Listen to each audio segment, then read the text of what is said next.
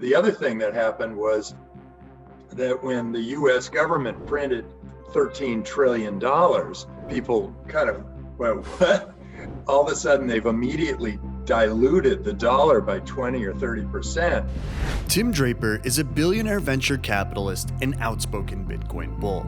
He reportedly owns nearly 30,000 Bitcoins, which would be worth almost $500 million today. I think the pandemic is one thing. It's a horrible thing. 1 million people are going to die from the pandemic, but 135 million people are going to die from starvation because of the government's reaction to the pandemic. The UN has warned that the threat of famine due to conflict, climate change, and COVID-19 could reach biblical proportions without immediate action. In this video, Draper explores how tokenization can optimize food delivery systems to combat global hunger. He also predicts that the ongoing pandemic may accelerate the timeline of his famous Bitcoin to $250,000 projection. This interview is brought to you by Rachel Wolfson, staff writer for Cointelegraph and host of the Crypto Chick podcast. Hi, Tim. How are you? Hi, Rachel. Good to see you again. Yeah, good to see you as well. Thank you again for taking the time to chat with me today for Cointelegraph.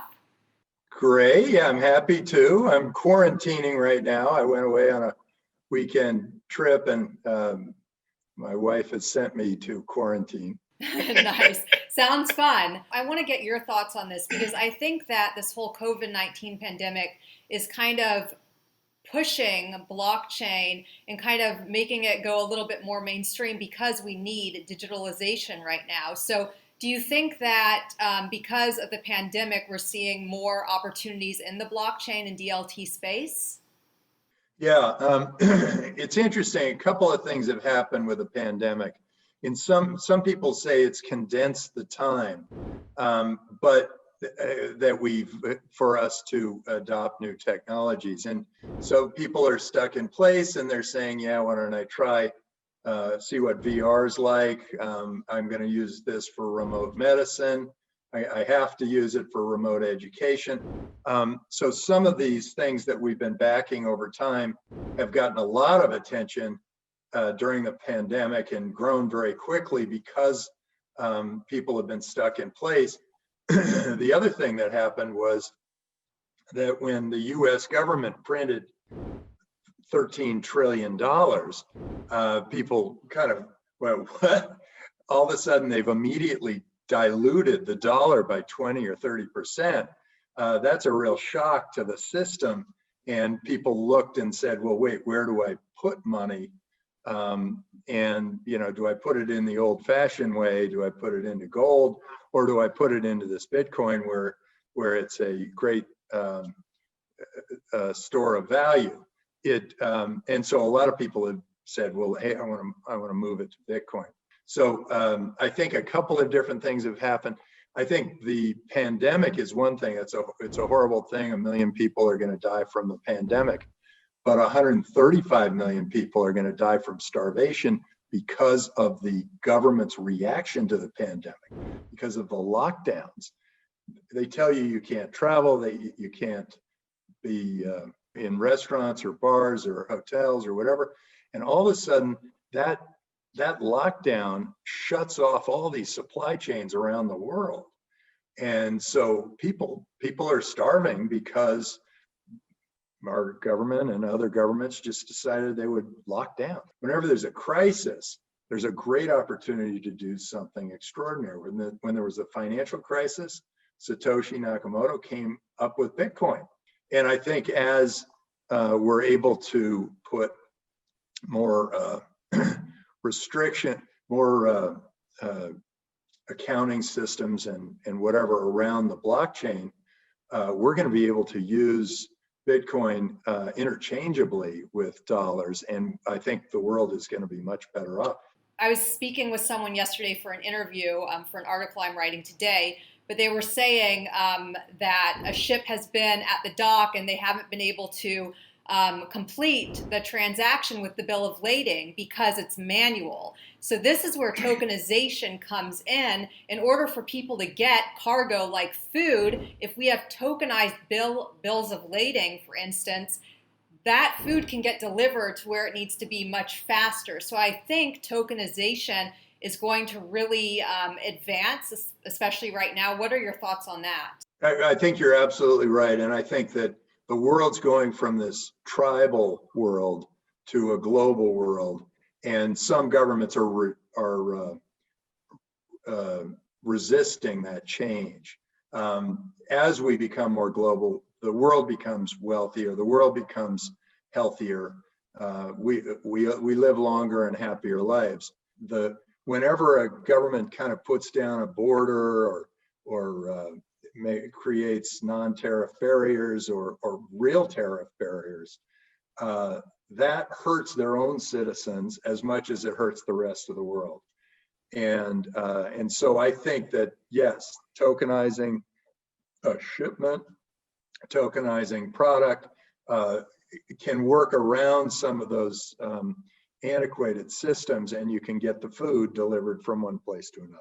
Right. Yeah. And I mean, just that whole tokenization use case, we're seeing it in real estate, we're seeing it in global shipping, we're seeing it in everything that, you're taking these items of value and now they can be transferred over the internet, which is so useful right now for these industries like real estate and global shipping.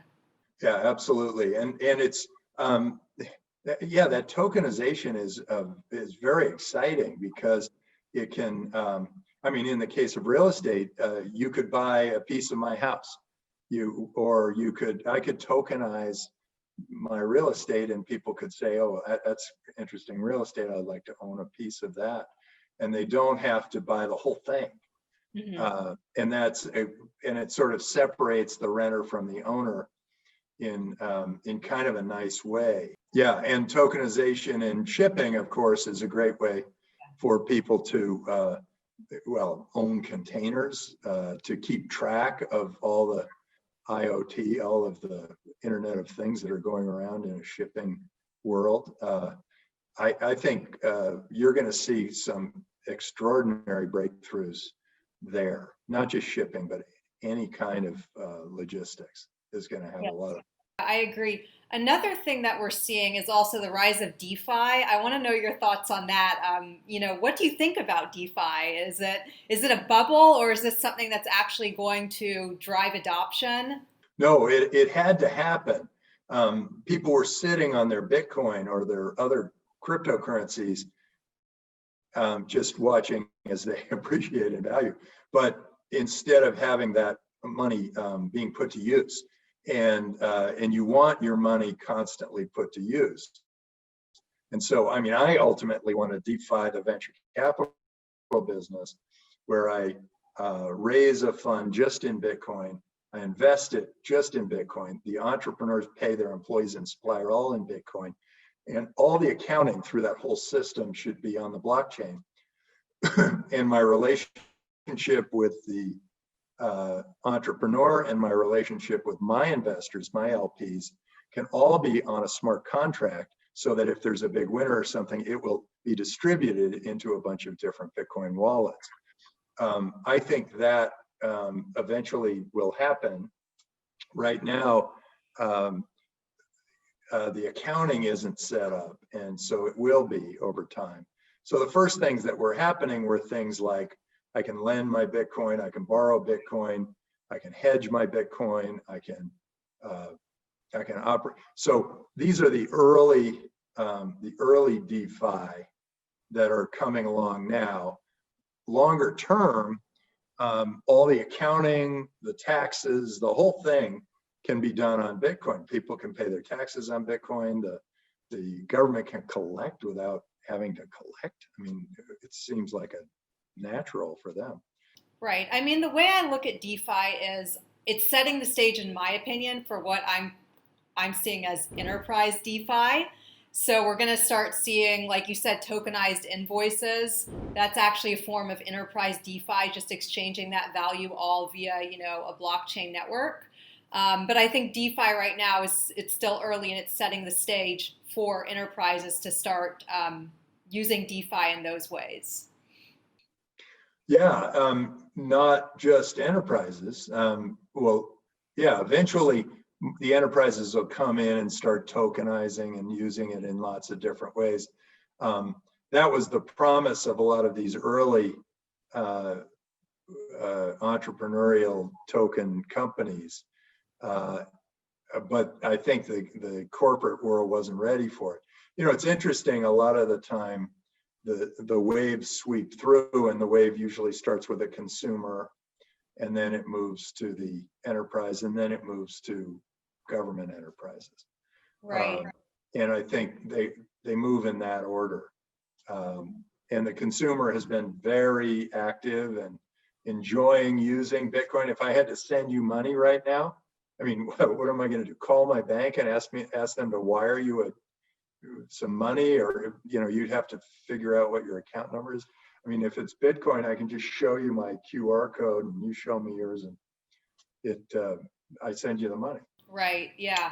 It's incredible. And I prefer Bitcoin over fiat. So, just hopefully the concept. Right. Me too. Yeah. Me too. Obviously. Right. It's just, what's interesting though is, and I'm seeing a lot of the younger generation as well.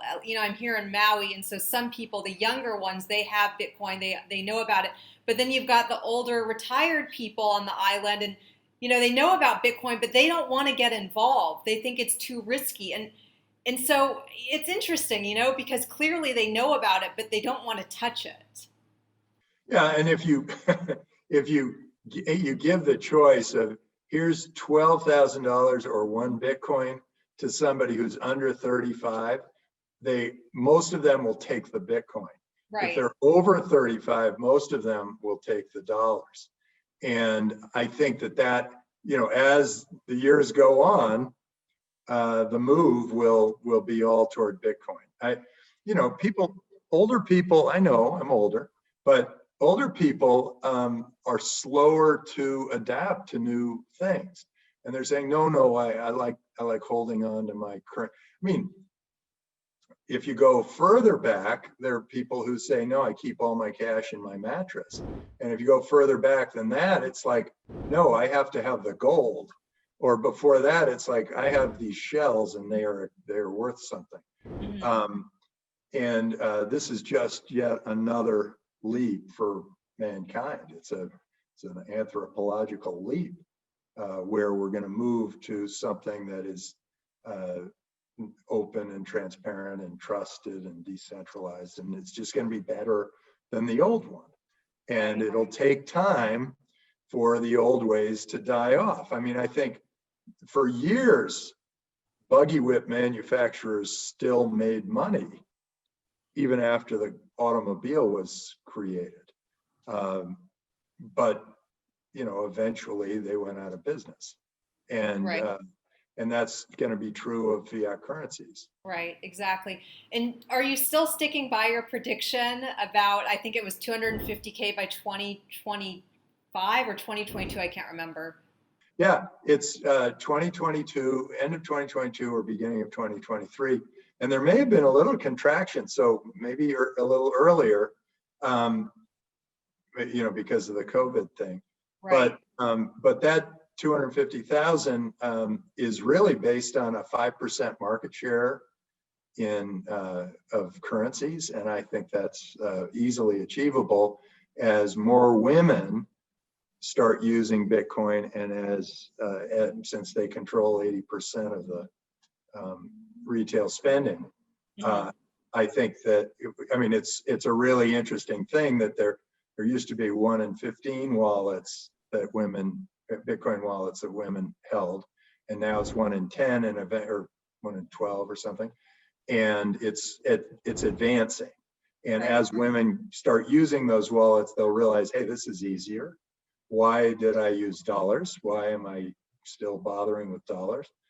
I know I moved as much of my money as I felt fair to do into Bitcoin and some other cryptocurrencies, just knowing that that's kind of the way it's moving. Right, definitely. And so, yeah, I think it'll certainly hit that. And a lot of people are thinking that was a little too conservative. Yeah, well, we'll see. I mean, we're almost in 2021, so that's exciting. Hopefully things will get better. Awesome. Thank you so much, Tim. Bye, Rachel. Bye. Thank you. Cointelegraph. Like, subscribe, and hodl.